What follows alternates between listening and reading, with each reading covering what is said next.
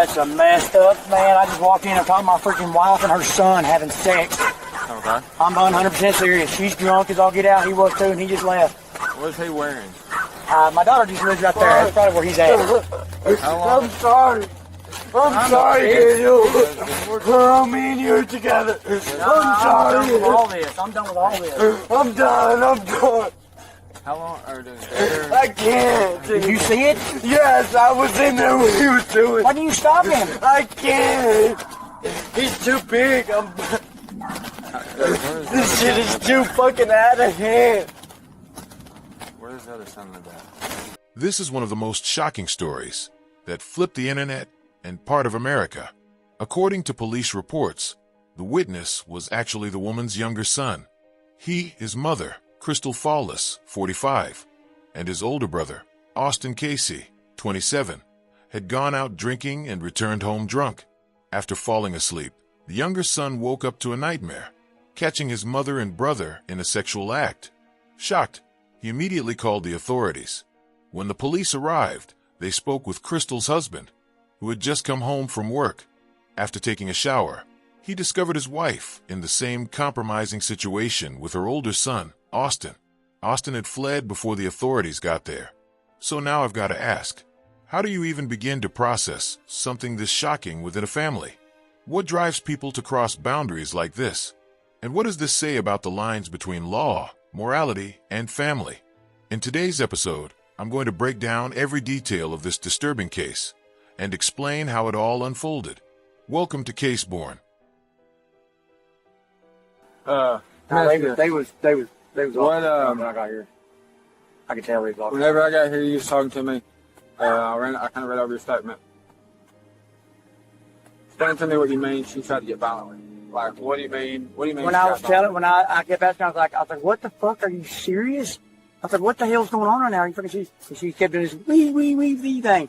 And freaking, I was standing there when I kept saying, are you serious? She just freaking come at me and freaking like she's gonna swing at me and shit. Did you ever contact? No, never. I stayed away. I know better. I asked anybody this, not just because of this going on.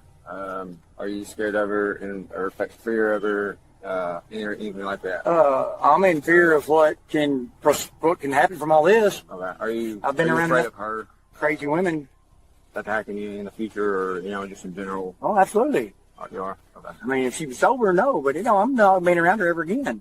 Okay. I'm packing my shit. We got a U-Haul coming right now. Okay. Pack my shit and get the fuck away from this place. Okay. Give me a minute. Let me talk to you one more time. You're nasty.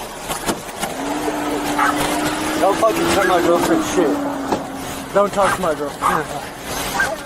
Don't. You fucked up, Mom.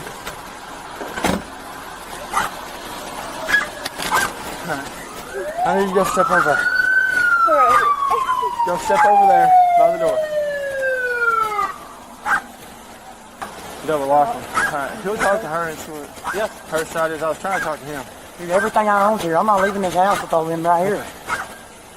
Alright, sorry. So you walked in, come from work? I went in and took a shower. I knew they was drinking. I could tell they was drinking. Okay, so you came in from work, went in, took a shower, came back out. I just out of the shower? Yes, sir. And that's when you seen... Walk in right there on that bed.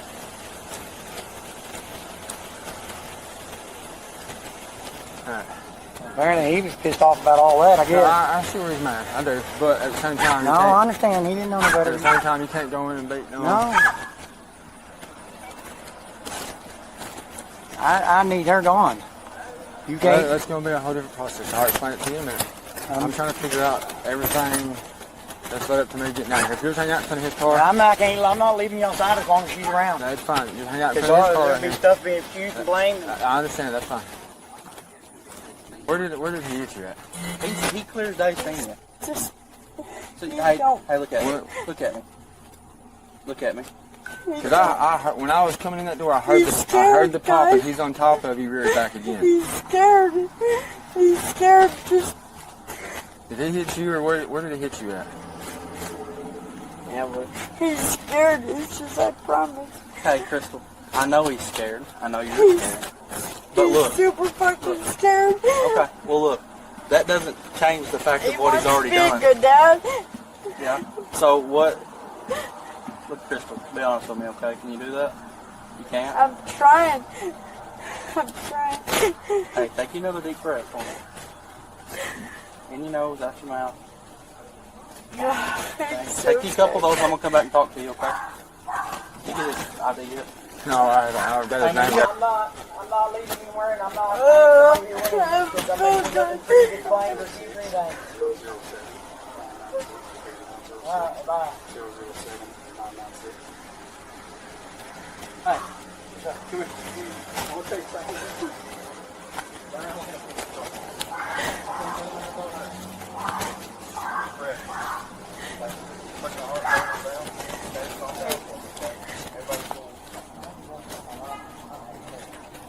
What if I didn't do anything? Huh? What if I didn't do anything? So we got a call about something occurring. Go ahead. But what if I didn't do anything? Like stupid, just like.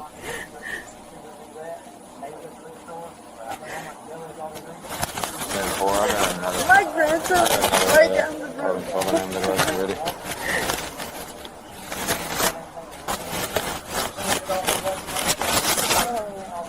Anyway, so we got a call that.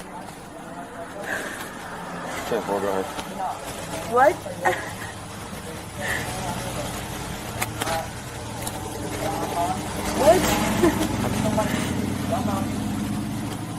Simple. Got a call that supposedly you and your son were having intimate relations. They walked in on it, and that's why we're here. Okay? I'm trying to talk to him. I guess your other son comes in. The way he storms in, that's when I come in to make sure nothing's going on. As I'm coming in that door, I hear a loud pop, and he's on top of you with his arms raised back like he's fixing to hit you again. Never. I'm telling you, I've seen it. Okay. I'm standing in that doorway, and he's on top of you with his hands raised back and his fist closed. And that's when I grab a hold of him, and he starts fighting me. Okay? Okay. I mean, you obviously heard me telling him, put his hands behind his back, put his hands behind his back. And he's still trying to pull away from me to get to you. Okay? That's why he's in handcuffs in the back of my car. So we're trying to figure everything out. What do I do? What do you mean, what do you do? He never really hurt me. Where did he hit you at? He never will. It's like never. I understand. I understand he's upset from what was saying or what's being said. But where did he hit you at in there whenever I was at that door? Because I couldn't tell where it was so dark and bright out here. But when I come in the door, he's got his arm reared back again on top of you. This would never, ever, ever in a million years hit me. It's just so like, what? Okay, well, you just hang tight here and... After all of that, when Crystal Fawless, the mother, breaks down in tears explaining what happened, it's both heartbreaking and revealing of the complex human emotions behind this shocking story. Her tears aren't just about shame or guilt. They're a mix of fear, pain, and the helplessness she feels seeing how her children reacted. The most tragic part is the youngest son, the witness. He's not naturally violent, but when he walked in on the scene, he reacted in fear and confusion, even trying to confront his mother before the police arrived in time to stop him. It's a harsh reminder that violence never solves anything. His actions shouldn't be seen as aggression, but as a desperate response to extreme confusion and emotional pain. He's caught between being a witness and a victim of a family situation that's far beyond anything he could have anticipated. The weight of his mother's and older brother's reactions hit him hard.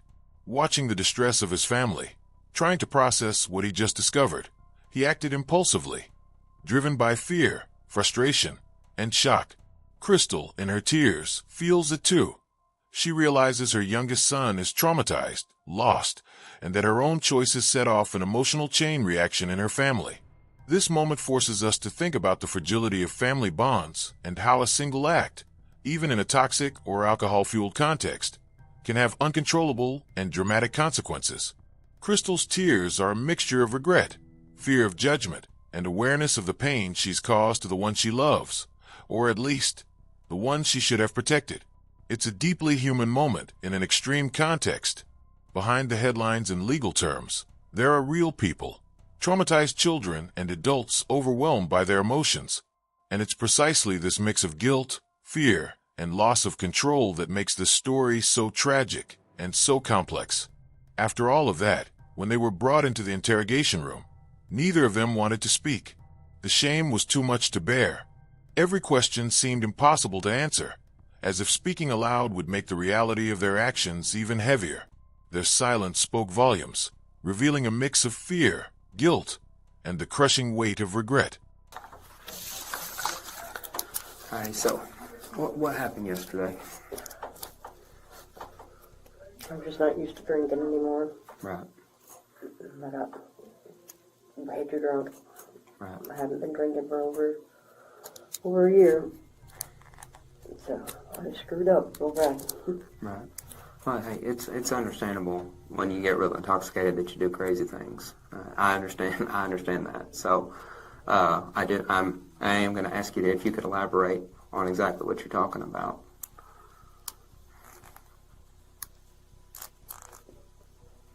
Not really. I mean, I was just too drunk. Too drunk? Yep. Okay.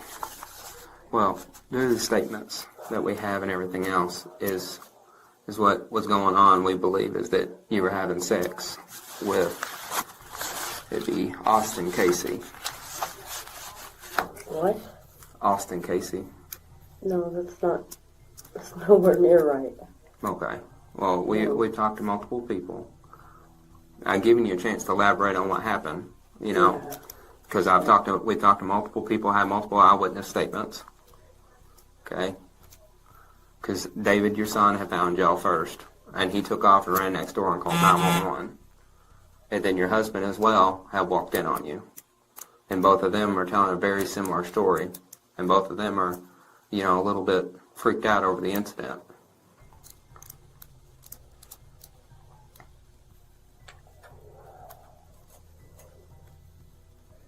So this is your chance to make a statement about what happened and stuff like that. You know, if you don't want to talk to me, you don't have to. We can go over this court-appointed attorney paperwork.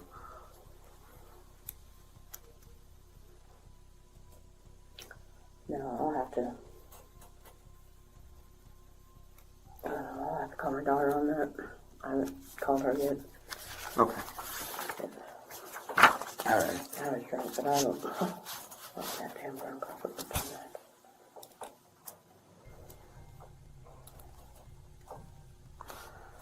All right, man, so you want to talk about what happened yesterday? I just had too many drinks, and stepdad showed up, saw a few things didn't like to see, and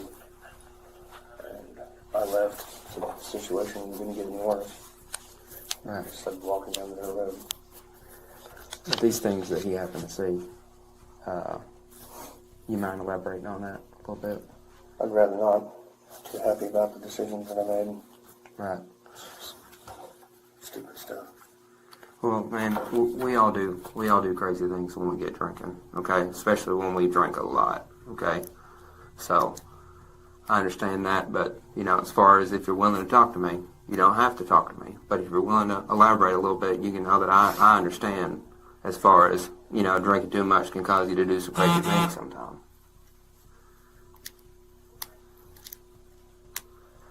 I was just laying in there in the bed with my mom. He saw it and didn't like it. What were you doing with your mother, bro? Things I shouldn't have been doing. Not like fully, but close enough that it shouldn't have been happening. Okay, were you having sex with your mother? Not quite, but yeah. What do you mean by not quite? The one next, actually inside. Okay. And was this the first time that something like this has happened? Yeah. Okay.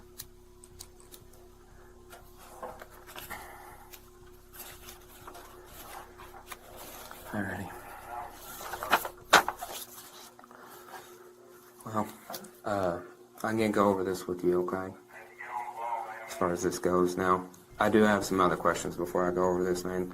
Did this possibly start out when you were younger? Before you were 16 or anything like that? Surprisingly, no. Okay. And she is directly related to you, not a stepmother and things of that nature.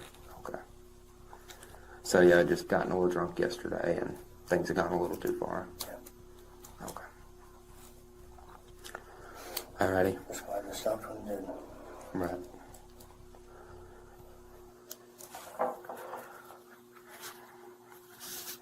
Well, I will go ahead and ask. Now, your brother, David, he had stated that he heard some moaning and stuff going on for quite a while, and he woke up and fled to the house. Fled the house to a neighbor's house to have them call 911.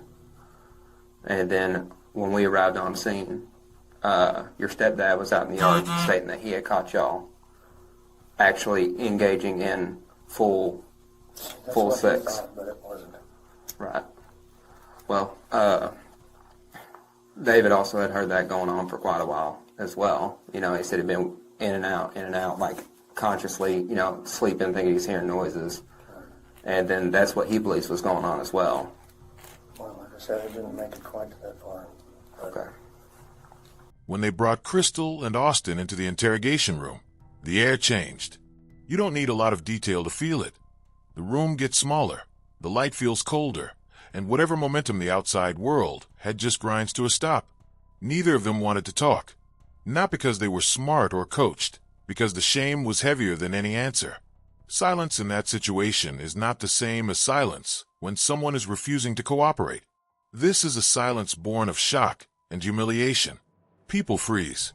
Their mouths close, because the words that could explain what happened would also be the words that permanently redraw the lines of their family.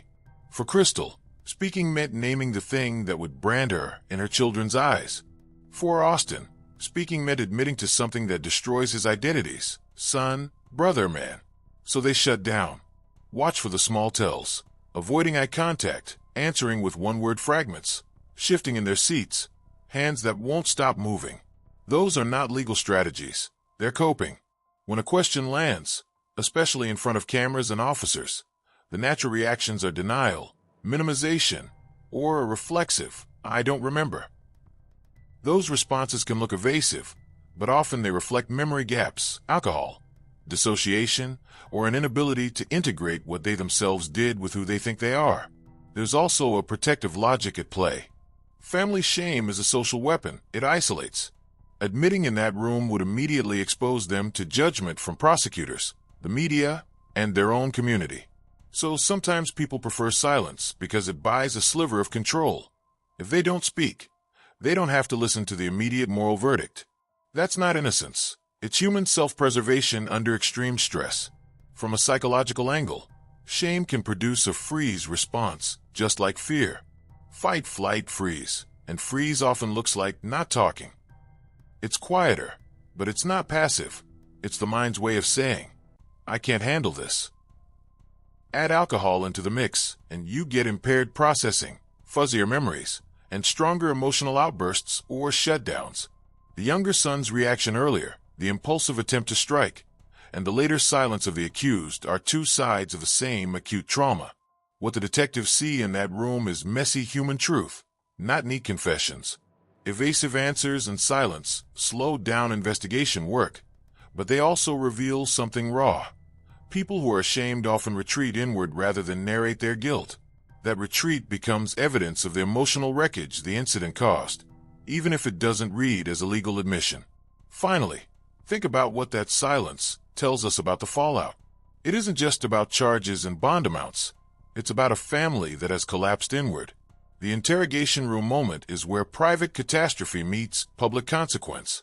The fact that neither would or could explain themselves in that small, fluorescent room says as much about the damage as any police report.